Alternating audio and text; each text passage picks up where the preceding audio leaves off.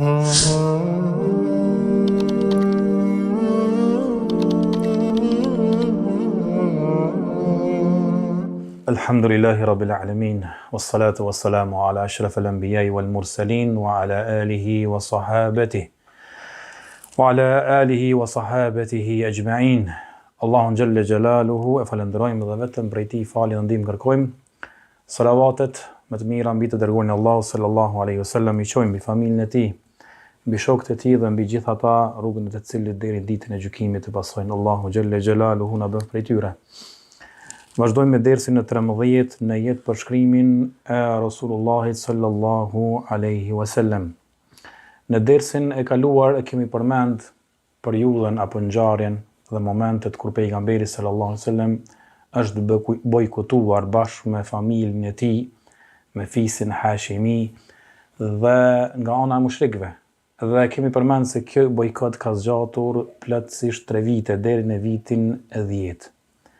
Mirë po pejgamberi sallallahu alaihi wasallam pas kësaj periudhe, sfidë pas sfides, provë pas prove, që me të vërtetë nëse lexojmë historinë e pejgamberit sallallahu alaihi wasallam dhe i mbledhemi provat dhe sfidat të cilat ka kaluar pejgamberi sallallahu alaihi wasallam dhe sakrificën të cilën pejgamberi sallallahu alaihi wasallam e ka bërë për ta përhapur dinin e Allahut në tokë, edhe i tujbojmë sfidat dhe provat të gjithë umetit, s'ka mundësi me e kalu provat dhe sfidat dhe sakrificat që i ka bërë Rasulullahi sallallahu alaihi wasallam gjatë rrugtimit e tij për shpërndarjen e shpalljes, për transmetimin e fjalës së Allahut subhanahu wa taala në tokë. Andaj pas daljes nga bojkoti, nga ky rrëthim, pejgamberi sallallahu alaihi wasallam e godet një sfidë, e godet një breng, apo e godet një pikëllim i madh e që dietarët e historisë e kanë quajtur edhe viti i hidhrimit apo viti i pikëllimit. Kjo fjalë është përdorur më shumë nga historianët dhe nuk ka ndonjë hadith të saktë që pejgamberi sallallahu alaihi wasallam e ka quajtur si viti i pikëllimit. Mirë po për shkak 2 vdekjeve të afërmëve të pejgamberit sallallahu alaihi wasallam, që ka qenë me të vërtetë pikëllim dhe hidhrim i madh për Rasulullahin sallallahu alaihi wasallam, nga se ndahen 2 persona të rëndësishëm për jetën e Rasulullahit sallallahu alaihi wasallam. I pari prej tyre është Ebu Talibi, agja i pejgamberit sallallahu alaihi wasallam, i cili i qëndroi për krah Rasulullahit sallallahu alaihi wasallam në momentet më të vështira. Megjithse ka vdekur jo në dinin islam, mirë po e dim se Ebu Talibi e ka mbrojtur pejgamberin sallallahu alaihi wasallam dhe ka qenë krah i fortë nga ana e jashtme kundrejt mushrikëve të cilët e sulmonin pejgamberin sallallahu alaihi wasallam. Për ata dietarët e sirës e kanë sjell se Ebu Talibi ka vdekur në vitin e 10 të shpalljes pas daljes nga bojkoti.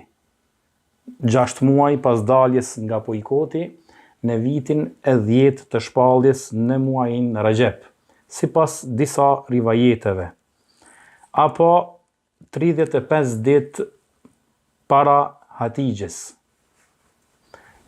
Ka shumë rivajete të cilat i kanë sjell dietarët, disa i paraprin dhe thonë se Hatijja radhiyallahu anha ka vdek para Ebu Talibit, e disa thonë se Ebu Talibi ka vdek para Hatijës. Mirë po ajo që na intereson neve është se vdekja e këtyre 2 personave, Ebu Talibit, i cili ishte një fortifikat e madhe për pejgamberin sallallahu alaihi wasallam kundrejt mushrikëve të cilët e rrethonin në Mekë. Dhe vdekja e Hatijës, gruas e pejgamberit sallallahu alaihi wasallam, e cila ishte një shtyllë e fortë në familjen e pejgamberit sallallahu alaihi wasallam, e cila ishte gruaja e parë që i besoi pejgamberit sallallahu alaihi wasallam, gruaja e parë e cila e përkrahi moralisht pejgamberin sallallahu alaihi wasallam dhe e përkrahi dhe ndihmoi me pasurinë e saj radhiyallahu anha. Për ata kur vdiq apo në prag të vdekjes së Ebu Talibit, transmeton Said ibn Musayyib nga babai i tij, hadithin e kanë nxjerrë Imam Buhariu dhe Muslimi, se pejgamberi sallallahu alaihi wasallam ka prezantuar para vdekjes së Ebu Talibit dhe i ka thonë pejgamberi sallallahu alaihi wasallam Ebu Talibit: o agja im, thuaj la ilaha illa Allah, këtë fjalë me të cilën do të argumentoj dhe do të dëshmoj dhe do të ndërmjetësoj për ty ditën e gjykimit. kurse në këtë mejlis prezent ishte edhe Abu Jehli dhe Abdullah ibn Abi Umayya ibn Khalaf, dy prej kokave dhe zotrinjve të mushrikëve të Mekës, të cilët e nxitnin dhe që të vdiste apo të qëndronte në dinin e baballarëve të tyre, i cili ishte dini i adhurimeve të idhujve. Për ata i thanë, e targhabu an millati Abi Abdul Muttalib, a don me elan ti fen e Abdul Muttalibit, do të thonë babait e Abu Talibit, dhe kështu pejgamberi sallallahu alaihi wasallam e përsteriste fjalën duke i thënë, o xhem vdes me fjalën la ilaha illallah, kurse ata i thonin për skaj, a don me elan dinin e Abdul Muttalibit. E pastaj fjala e fundit e Abu Talibit ishte se po vdes në dinin e Abdul Muttalibit, do më thonë dinin të cilën jetonin dhe ishin edhe mushrikët e Mekës. Dhe kështu Abu Talibi ndahet nga jeta duke vdekur në shirk. Për ata pejgamberi sallallahu alaihi wasallam, përveç se u zemrua, përveç se u pikëllua dhe u hidhrua, se u ndan nga jeta një person i rëndësishëm për krah që i qëndronte pejgamberit sallallahu alaihi wasallam, ajo çka e pikëllonte më shumë pejgamberin sallallahu alaihi wasallam ishte se ky person i rëndësishëm vdiq jo në islam, dhe kjo më shumë e pikëllonte pejgamberin sallallahu alaihi wasallam. Për ata edhe pejgamberi alaihi salam tha la astaghfiranna laka, do të bëj istikfar për ty derisa nuk të më ndalohet një gjë e tillë. E pastaj ka zbritur ajeti që pejgamberin sallallahu alaihi wasallam Allahu e ka qortuar dhe ja ka ndaluar që të bëj istikfar për mushrikët. Thot Allahu xhelle xhelaluhu, wa ma kana li nabiyyin wal ladina amanu, nuk i takon pejgamberit dhe atyre të cilët kanë besuar, an yastaghfiru lil mushrikin, që të bëjnë istigfar për ata të cilët kanë vdekur në shirk, walau kanu ulul qurba, edhe nëse janë ata prej familjes dhe me të afërmit e tyre. Pastaj zbriti dhe ajeti kuranor tjetër si lloj ngushëllimi për pejgamberin sallallahu alaihi wasallam, që Allahu xhelle xhelalu i tha, innaka la tahdi man ahbabt, walakin Allah yahdi man yasha. Se me të vërtet ti në islam nuk mundesh me uzu atë të cilën ti dëshiron, mirë po Allahu është ai i cili e uzon këtë doj. Pra uzimi është dy lloj. E para, uzimin të cilën ne ju transmetojmë njerëzve dhe ju ofrojmë rrugën, ju tregojmë rrugën e drejtë, kurse ata të cilët e pasojnë atë rrugë, s'ka dyshim se ky është uzim nga ana Allahu xhelle xhelalu, që Allahu kunde uzon. Mirë po, neve nuk na takon dhe nuk kemi mundësi që ta fusmi në islam ose ta pasoj rrugën e vërtet, askë përveç ata që Allahu xhelle xhelaluhu dëshiron ta uzoj. Andaj edhe Allahu deshi ta ngushëlloj me këtë ajet kuranor se me të vërtet uzimi nuk është në dorën tënde,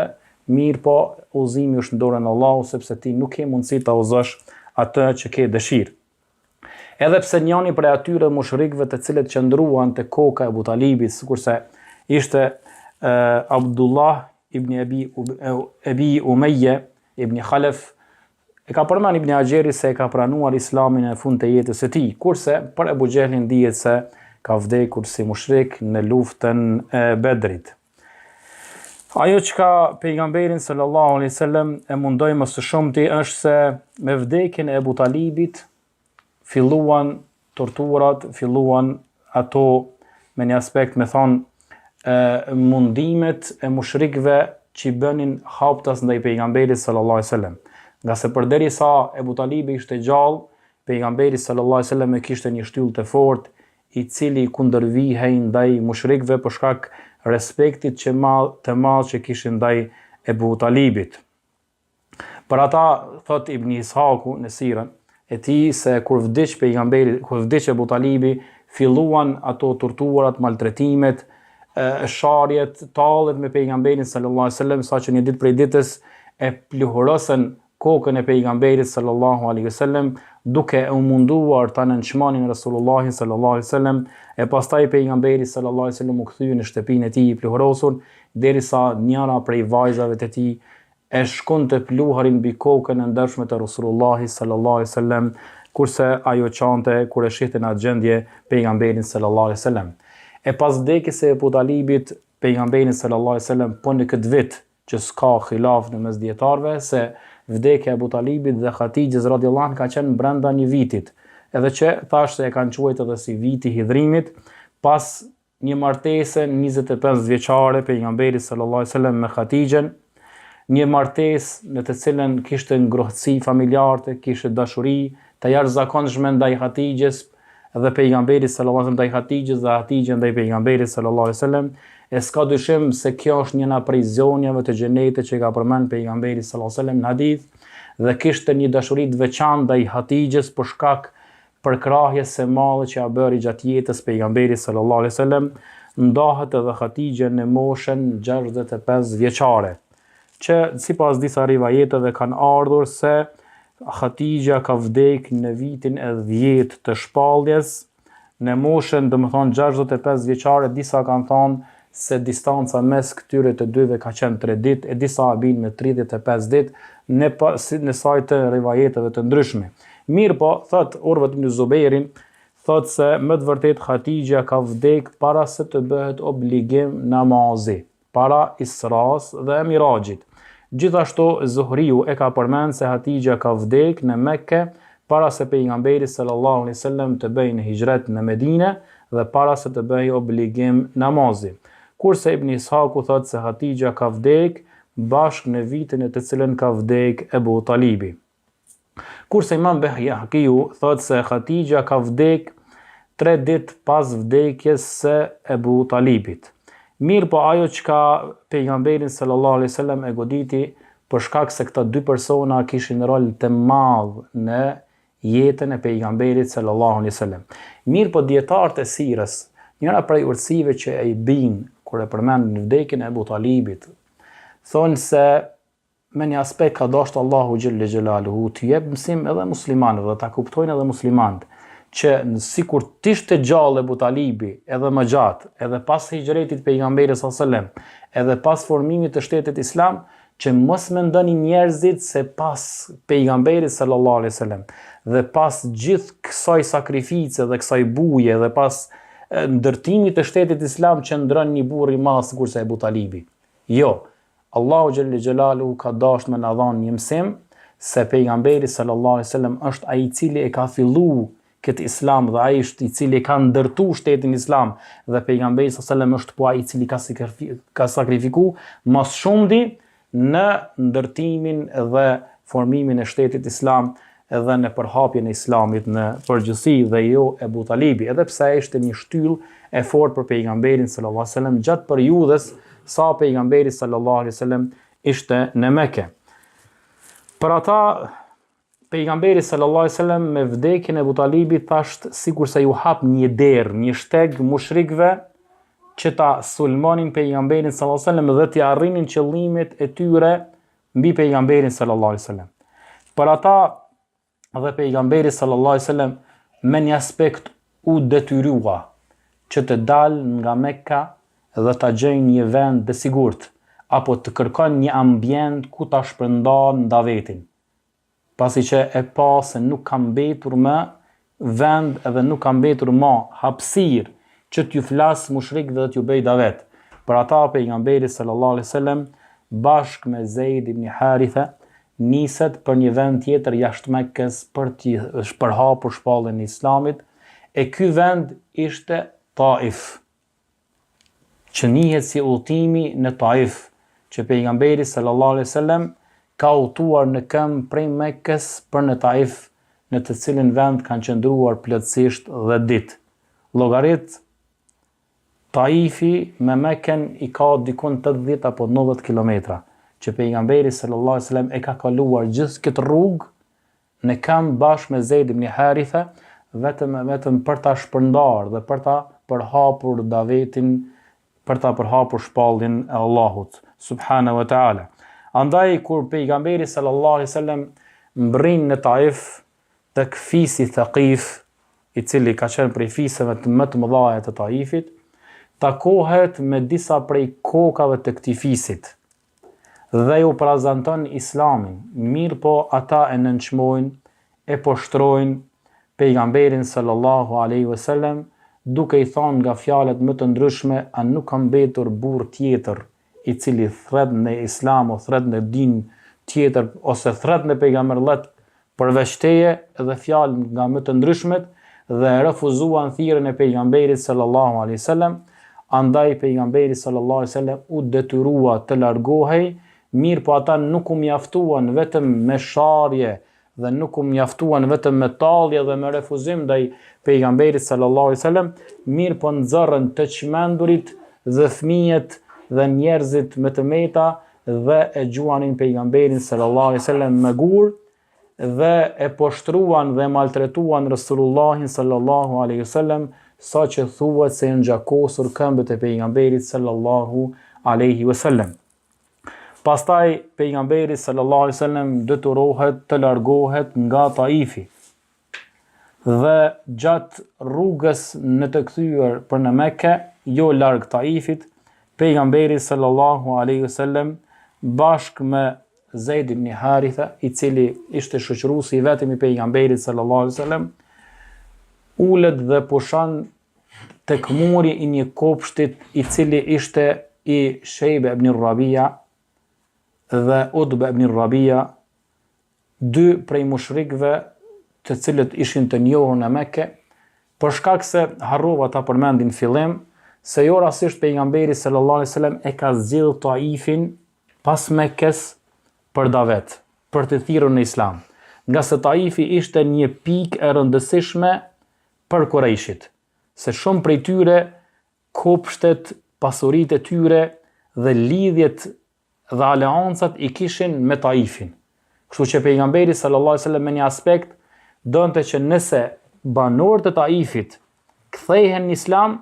ishte një pikë e rëndësishme që t'ju kundërvyhej mushrikëve dhe kurajshëve në Mekke. Për ata, dietarët e sirës e përmendin se kjo ka qenë njëra prej arsyeve dhe prej urtësive që pejgamberi sallallahu alaihi wasallam e ka zgjedhur Taifin. Mirë po, me të kthyer pejgamberi sallallahu alaihi wasallam ulet dhe pushon në atë kopsht apo në cepin e atij kopshti, e kur e shohin Shejb ibn Rabia dhe Utbe ibn Rabia, pejgamberin sallallahu alaihi wasallam i dërmuar, i lodhur, i thon njërit prej shërbëtorëve të tij, i cili ishte i krishter, i emrit të cilët ishte Addas, e që dietarët pastaj ka khilaf se a ka pranuar islamin ky apo jo, a ka qenë sahabi i pejgamberit sallallahu alaihi wasallam apo jo, dhe i thonë merre një kalavesh të rrushit dhe çaja këtij personit i cili është ulur në hijen e asaj palme, dhe ky Addasi afrohet pejgamberit sallallahu alaihi wasallam, e kur pejgamberi sallallahu alaihi wasallam merr prej këtij rrushi, thot bismillah. E pastaj ai habitet nga se nuk kanë dëgjuar në atë rrethim të kush përmendet fjala bismillah në mesin e njerëzve. Andaj edhe çuditet me atë fjalë që ndëgjon prej pejgamberit sallallahu alaihi wasallam. Pastaj pejgamberi sallallahu alaihi wasallam e pyet Addasin se prej nga je, ai thot jam prej një vendi i cili i quajtur Ninue, e që është i krishter. E pastaj pejgamberi sallallahu alaihi wasallam thot qenke prej një fshati ose prej një vendi në të cilën ka banuar dhe ka qenë një burr i mirë, Yunus ibn Metta, e që ka qenë pejgamber para meje. E kur i ndëgjon Addasi këto fjalë, thot nga e diti që ky vend është vendi të cilën ka qenë apo ka jetuar Yunus alayhi salam. Pejgamberi sallallahu alaihi wasallam thot dhaka akhi kana nabiyyan wa ana nabi. Thot ky është një vëlla im në islam, në dinin islam, i cili ka qenë një bi edhe unë jam nebi, pejgamber. E pastaj thuhet se Addasi, ky person, ja ka puthur këmbët dhe duart e pejgamberit sallallahu alaihi wasallam, dhe sipas këtyre rivajeteve, sipas këtyre ngjarjeve të cilët thuja gati të gjithë dietarët e sirës e kanë përmend këtë ngjarje. Mirë po nëse këshyret në aspektin e hadithit, dietarët kur i kanë përmend këto rivajete, të gjitha kanë ardhur në përfundim se janë me senet të shkëputur apo janë mursel. Andaj edhe Ibn Hajeri në librin e tij El Isabe nuk e ka përmend se Addasi ka qenë prej sahabëve të pejgamberit sallallahu alaihi wasallam, andaj edhe nuk ka diçka të vërtetë rreth kësaj ngjarje, mirë po e përmenda vetëm pse e shohemi shpesh herë dhe e lexojmë në librat e historisë e pejgamberit sallallahu alaihi wasallam. Pastaj pejgamberi sallallahu alaihi wasallam, siç transmeton Aisha radhiyallahu anha, kur e ka pyetur pejgamberin sallallahu alaihi wasallam, sa ka qenë ndonjë ditë më e vështirë për ty përveç ditës së Uhudit.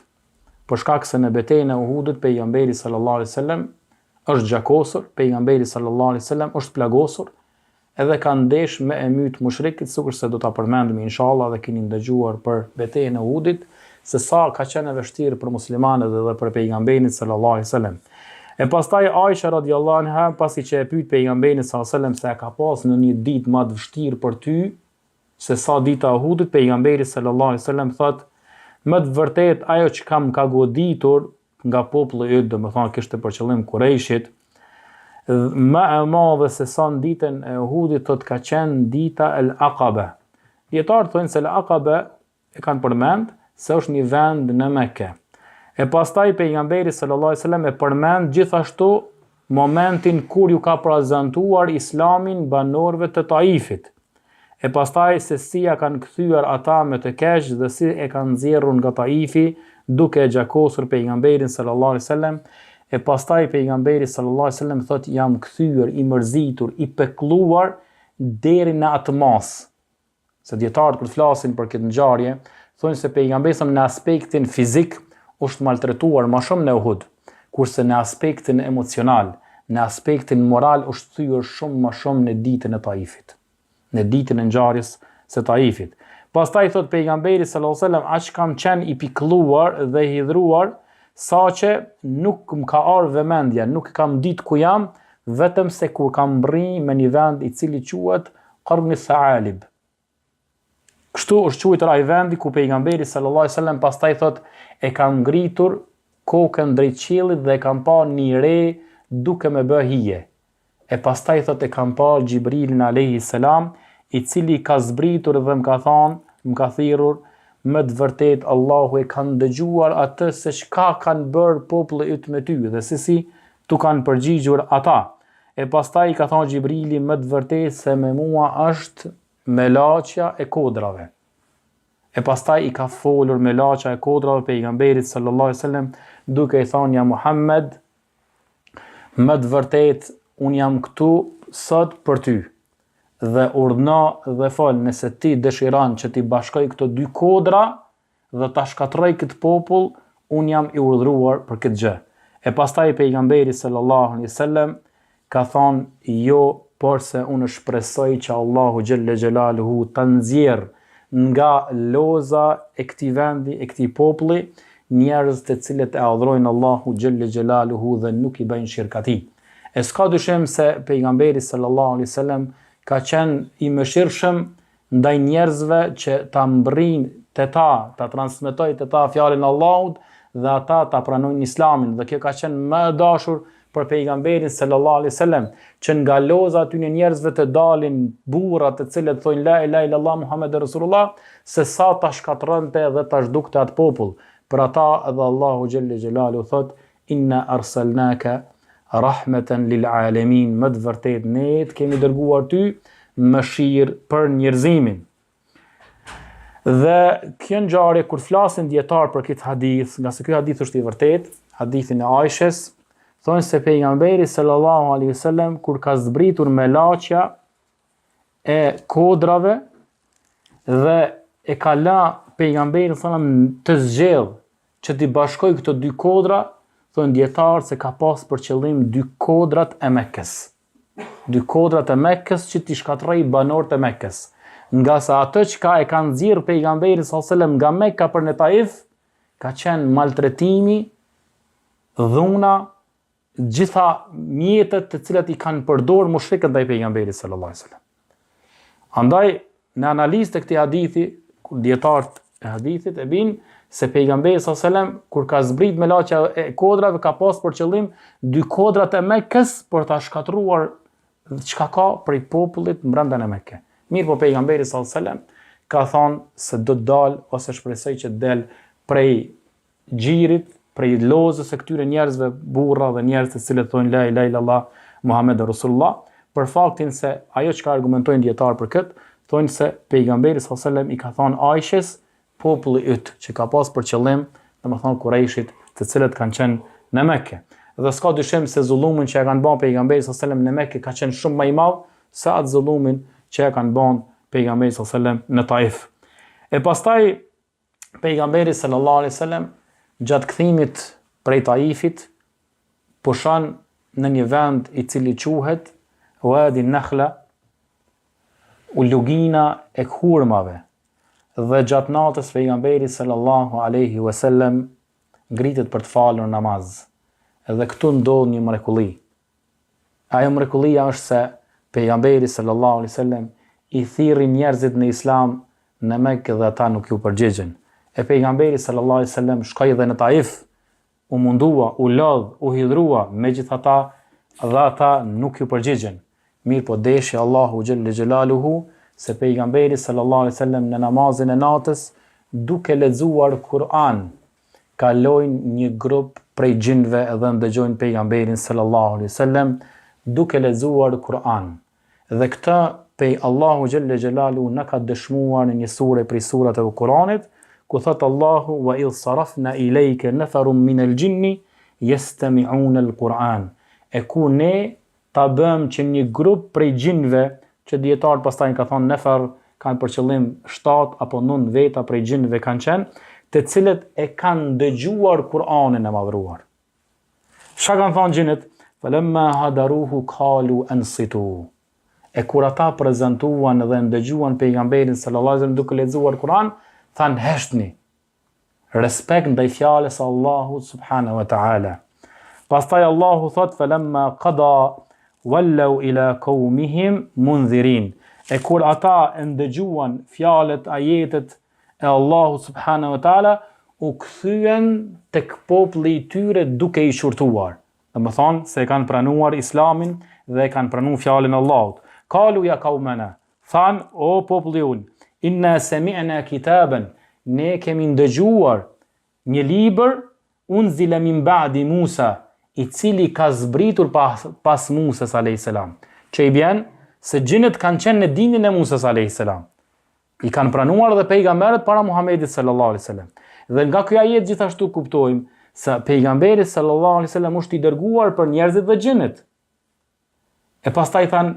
na kemi ndëgjuar një libër i cili është zbritur pas Musës, musaddiqan lima bayna yadayhi, i cili është vërtetuesi asaj cili është mesin ton, domethënë prej Teuratit dhe Injilit, yahdi ila al-haqqi wa ila tariq al-mustaqim, i cili të udhëzon në hak edhe në rrugën e drejtë. Pasi që mushrikët refuzuan thirrjen e pejgamberit sallallahu alaihi wasallam, dhe pasi që banorët e Taifit refuzuan thirrjen e pejgamberit sallallahu alaihi wasallam që u folin me gjuhën e tyre, deshi Allahu xhelle xhelaluhu që ta pranojnë Islamin krejt një popull tjetër nga një botë tjetër, e që është bota e gjinve, edhe kjo është një prej mrekullive që pejgamberit sallallahu alaihi wasallam pastaj kur Allahu i zbriti ajete në surën Al-Ahqaf dhe suratul Jin, ja rrëfej se me të vërtet një grup prej gjinve kishin dëgjuar dhe kishin pranuar Islamin. Për ata, nga kjo kuptojmë se ka pas prej gjinve që kanë qenë sahabët e pejgamberit sallallahu alaihi wasallam. Dhe këta e ka përmend edhe Ibn Hazmi, edhe Ibn Hajeri, kur e kanë përmend ta'rifin, domethënë terminologjinë e fjalës sahabi. Dhe Ibn Hazmi thot se nuk ka khilaf mes muslimanëve se ka prej gjinve popull të cilët e kanë shoqëruar pejgamberin sallallahu alaihi wasallam dhe i kanë besuar atij, që do të thotë se kanë qenë domethënë sahabe. Gjithashtu një fjalë të tillë e ka prunë edhe Ibn Hajeri, thot amel jinnu farrajih, thot ma vërteta është se hyn në shoqërinë e pejgamberit sallallahu alaihi wasallam ata të cilët i kanë besuar pejgamberit sallallahu alaihi wasallam, nga se kanë qenë mukellifun, kanë qenë të urdhëruar me shpallje sikurse kanë qenë të urdhëruar edhe njerëzit. Andaj deshi Allahu xhelle xhelaluhu që Allahu subhanahu wa taala të hynë në Islam një grup prej gjinve, sikurse ishte një lloj shpresje për pejgamberin sallallahu alaihi wasallam. Mirë po pejgamberi sallallahu alaihi wasallam gjatë kthimit në Mekke e kishte një problem tjetër. Nga se sikurse u përzon pejgamberi sallallahu alaihi wasallam prej Mekkes. Dhe frika tash e madhe ishte se si të hyjë në Mekke dhe si të kthehej në Mekke, nga se ishin tërbuar banorët e Mekkes, Kurejshit, domethënë mushrikët. Dhe pejgamberi sallallahu alaihi wasallam kërkoi nga disa prej atyre zotrinëve të Mekkes, të cilët kishin autoritet, që ta shtinin në besë, në amanet pejgamberin sallallahu alaihi wasallam. Dhe pejgamberi sallallahu alaihi wasallam i dërgoi të disa prej tyre dhe disa prej tyre refuzuan. Kurse ai i cili e pranoi pejgamberin sallallahu alaihi wasallam ta fusë në besë, në amanet, që ta ruaj pejgamberin sallallahu alaihi wasallam, ishte Mut'im ibn Adi. Ky person e ka futur në besë pejgamberin sallallahu alaihi wasallam dhe kemi përmendur edhe më herët se cilësi e arabëve, prej cilësive të mira që i kanë pas, ka qenë prej moraleve të mira, se ata të cilën e kanë futur në besën e tyre, në amanetin e tyre, kanë qenë në gjendje mu sakrifiku. Ma i madhi deri te i vogli i fisit, vetëm e vetëm mos me thy besën dhe amanetin. Edhe pse pejgamberi sallallahu alaihi wasallam ka thirrë në din tjetër nga ajo të cilën kanë qenë mushrikët, edhe Mut'im ibn Adi ka qenë prej aty në burrave i cili ka vdekë në shirk. Megjithatë e ka shti pejgamberi sa në besë dhe i kanë nxjerr djemtë e tij, nipat e tij me shpatat e tyre dhe e kanë rujt pejgamberin sallallahu alaihi wasallam derisa hyn në Mekë, ka hyrë në Qabe, i ka fal 2 rekate dhe është nisur për të shtëpia e tij. Për ata pejgamberi sallallahu alaihi wasallam nuk ja ka harruar këtë mirësi Mut'im ibn Adiut, për ata dhe e ka përmend në luftën e Bedrit, kur i kanë zënë rob disa prej mushrikëve, ka thënë sikur t'ishte Mut'im ibn Adi i gjallë dhe të me fliste për këta të burgosur, do kisha lanë gjykimin e tij në atë të cilën ai kërkon. Për shkak kësaj mirësie që ja kishte bërë pejgamberi sallallahu alaihi wasallam prej kthimit nga Taifi për në Mekke, dhe këtu me kaq po e përfundojmë këtë ngjarje apo këtë ndodhi për të folur pastaj për një ngjarje tjetër më madhështore në dersin e radhës, e ajo është udhëtimi i pejgamberit sallallahu alaihi wasallam i Isras dhe i Mirajit. Deri atëherë aqulu qawli hadha astaghfirullah li wa lakum wa akhiru da'wana alhamdulillah.